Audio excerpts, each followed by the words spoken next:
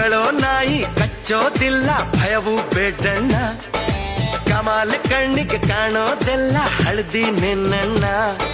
ಸಂಕಟ ಬಂದಾಗ ಆ ವೆಂಕಟರಮಣನ ಆವೇದ ಸುಳ್ಳಾದ್ರು ಈ ಗಾದೆ ಸುಳ್ಳಲ್ಲ.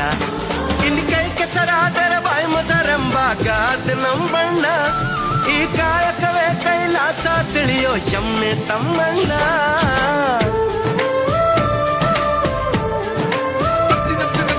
ಅಳುಕು ಪಳುಕಿನ ಹಾಳೂರಲ್ಲಿ ಉಳಿದೋನೆ ಗೌಡ.